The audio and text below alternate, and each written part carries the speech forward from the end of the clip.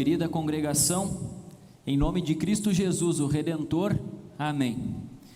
Eu creio que vocês todos vão concordar comigo que um dos piores sentimentos, situações que a gente enfrenta na vida é quando a gente se sente enganado. É muito frustrante, né? Assim, às vezes a gente é levado fria e calculadamente ao engano.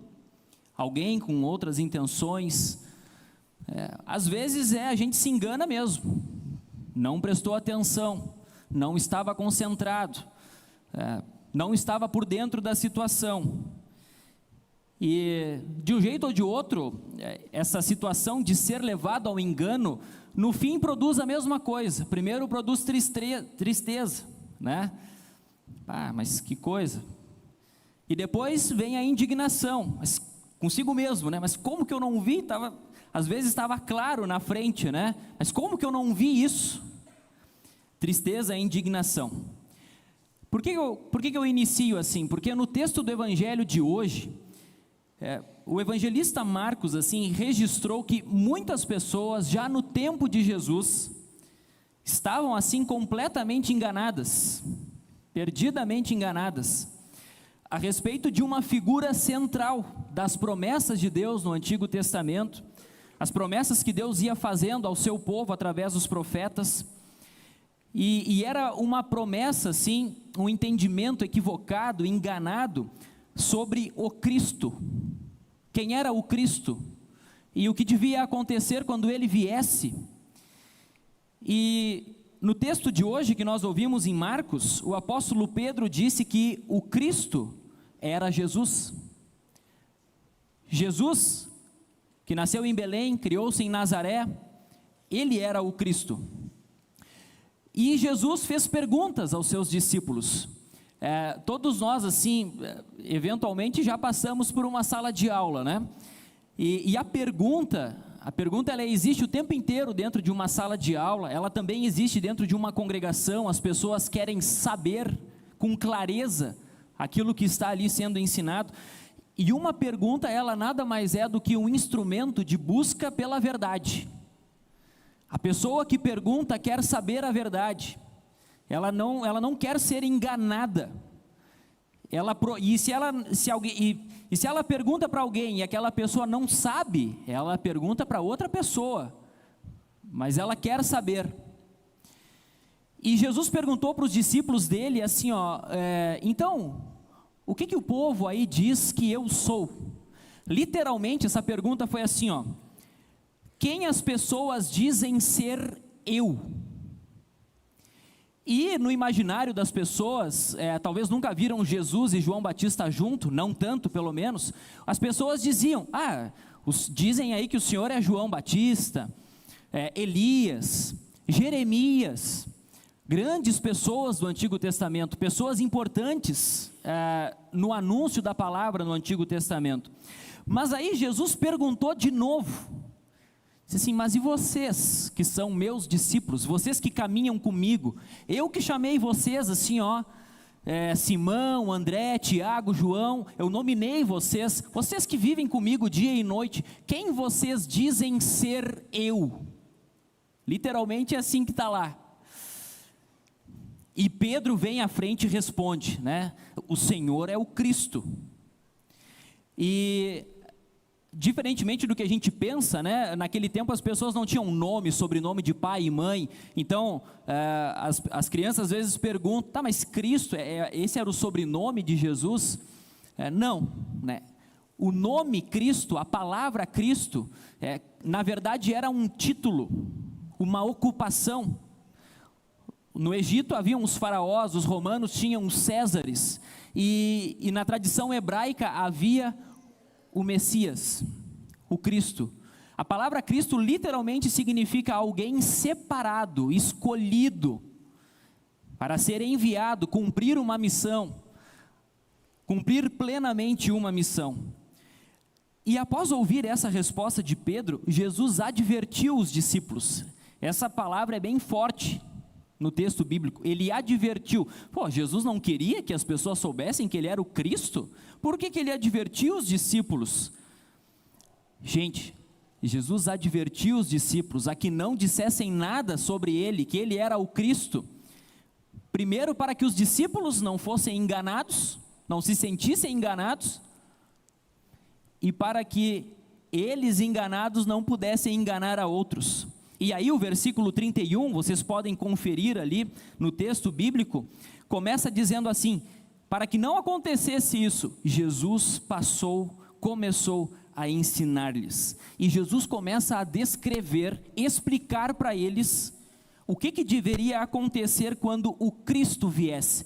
E no imaginário popular das pessoas, o Cristo, aquele que devia vir, era sim uma solução prática, rápida, para os problemas econômicos, financeiros e políticos, tudo resolvido.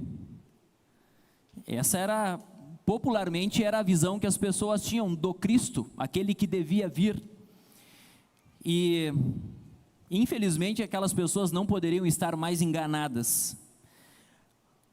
O Cristo que os evangelhos descrevem e que Marcos descreve nas palavras do próprio Jesus, é um Cristo bem diferente do que às vezes nós humanamente pensamos, imaginamos e queremos.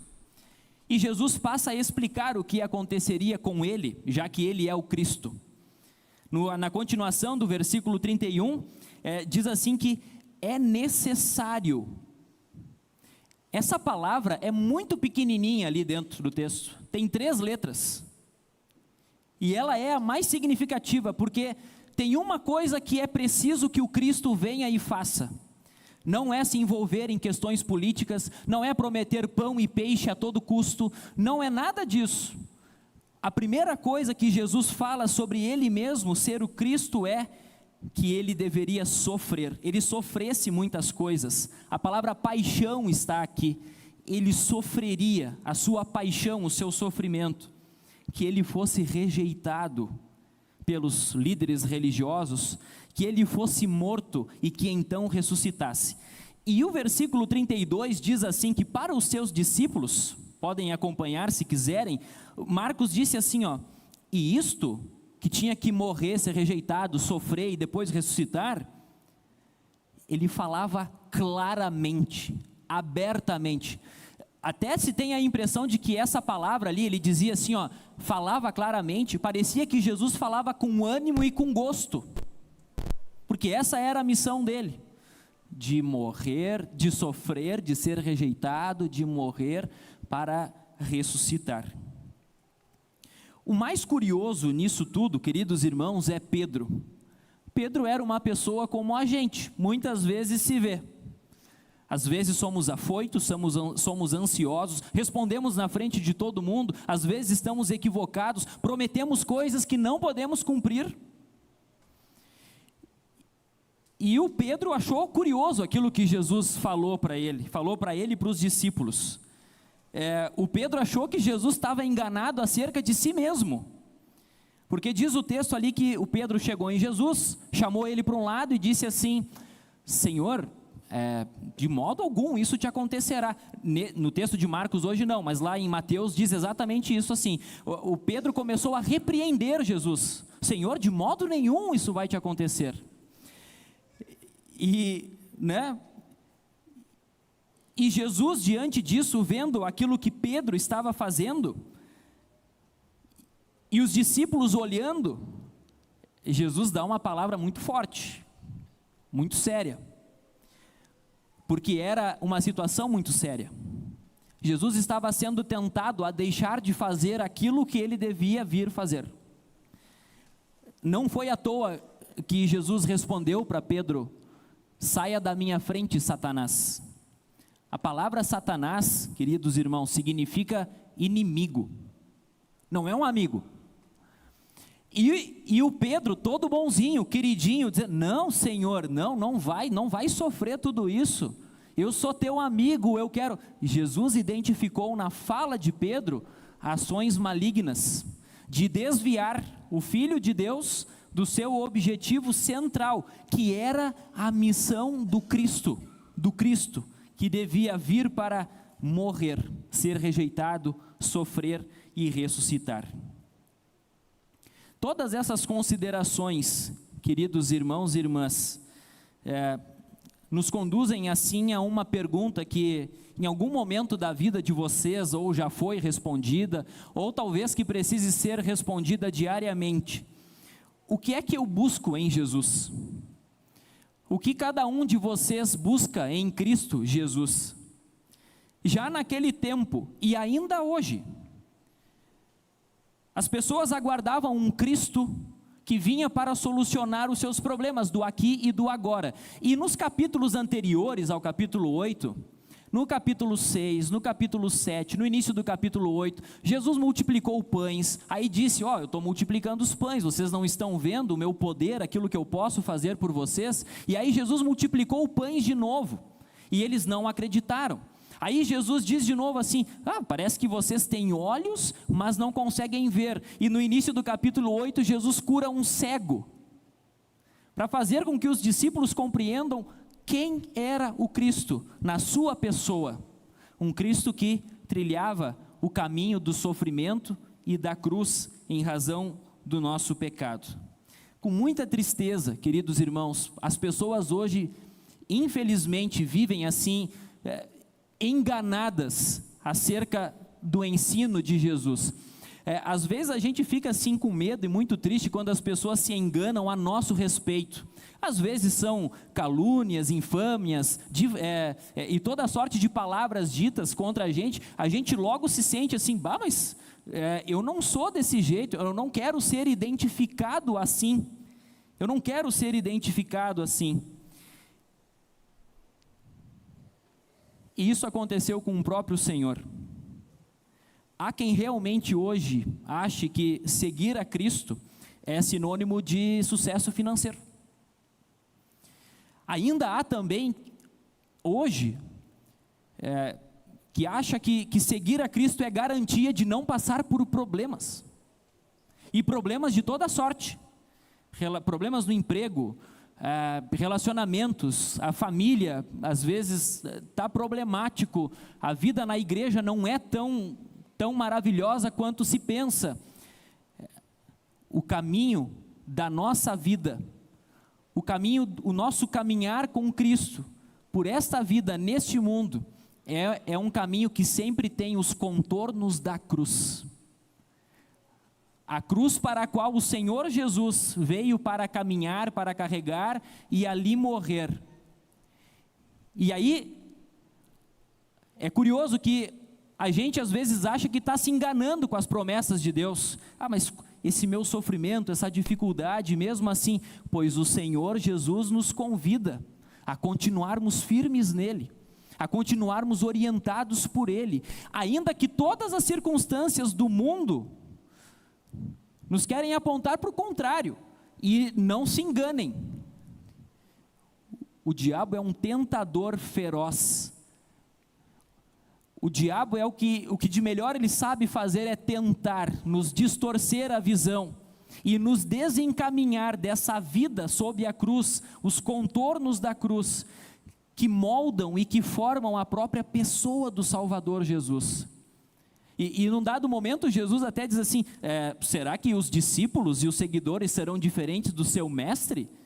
Não são, não são.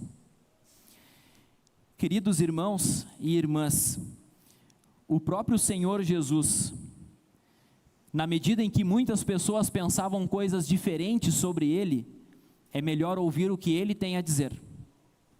Ele diz que o seu caminho, a sua missão como Cristo era caminhar a cruz, a morte, não por, como diz o apóstolo Paulo, não por causa dele, mas em nosso lugar.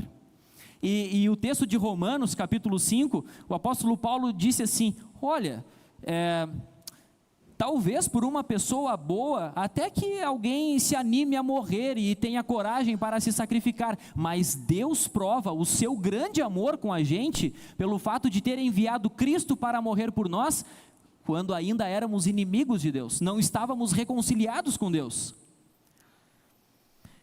O diabo, queridos irmãos, assim como na pessoa de Pedro tentou desencaminhar Jesus, queria livrar Jesus da cruz, também fará de tudo para tentar nos desviar do caminho da cruz de Cristo.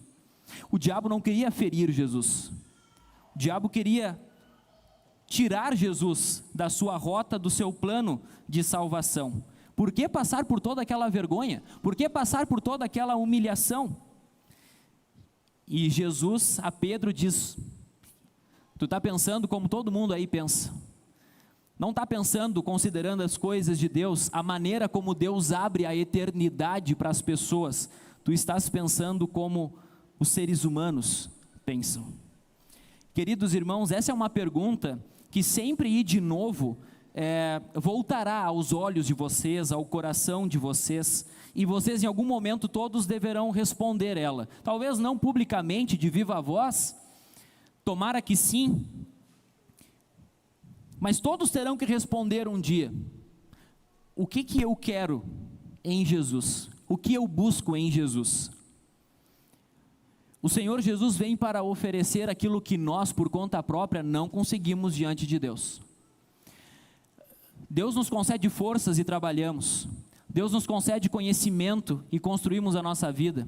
Deus nos concede as pessoas ao nosso redor para vivermos e convivermos com ela. Deus nos dá recursos e bens, Deus nos dá tempo. Tudo isso Deus nos dá e nos diz: cuidem disso tudo, sejam mordomos disso tudo, aproveitem e desfrutem para o seu bem e para o bem do próximo. Mas tem uma coisa que nós não conseguimos diante de Deus. É esta coisa precisamente a qual Jesus veio dar: perdão. Perdão e vitória sobre a morte. Essa realidade, queridos irmãos e irmãs, também nos conduz a um novo viver. Um viver que nega os seus próprios interesses, o seu próprio pensamento, mas que considera antes a orientação, a palavra e a direção que Deus coloca diante de nós em nossa vida. Na medida em que a cruz se enraiza e se fortalece no coração da gente, o bom Deus quer nos ajudar a destruir os falsos ídolos, os falsos deuses que vamos criando dentro de nós. E nessa caminhada, nesta vida que nos prepara para a eternidade, teremos as dificuldades que o próprio Senhor enfrentou, teremos as tentações que o próprio Senhor enfrentou e que nós por conta própria não venceremos, mas nos firmamos nele para enfrentar, para vencer e continuarmos firmes na fé em Cristo Jesus. Este é o trabalho de uma comunidade cristã que se reúne há 120 anos e mais do que isso. E não é diferente o trabalho de uma escola que foi fundada ao lado desta comunidade. Nada mais do que isso queremos compartilhar com as pessoas, não só alunos e famílias, mas professores, colaboradores. Nós queremos que num espaço onde muito se pode produzir, alcançar, construir, nós queremos oferecer ali também uma única coisa que ser humano nenhum pode construir por conta própria. Nenhum. Que é o perdão dos pecados e a vida eterna com Cristo nos céus. Queridos irmãos, o Senhor Jesus nos convida a nos achegarmos diante dEle, a seguirmos os seus passos, tomando a nossa cruz, negando a nós mesmos, na certeza de que Ele, desde o batismo, como houve com a Giovana, nos fortalece e nos abençoa, hoje e sempre, rumo à eternidade. Que o bom Deus conceda isso na vida da nossa congregação, na vida da nossa escola, no viver diário de cada um de nós, nessa caminhada, que não podemos perder de referência, de vista, a cruz do Senhor Jesus, pois ali Ele pagou os nossos pecados, venceu a morte em nosso lugar. Que isto esteja enraizado no coração e na mente de cada um de vocês, hoje e sempre. Amém.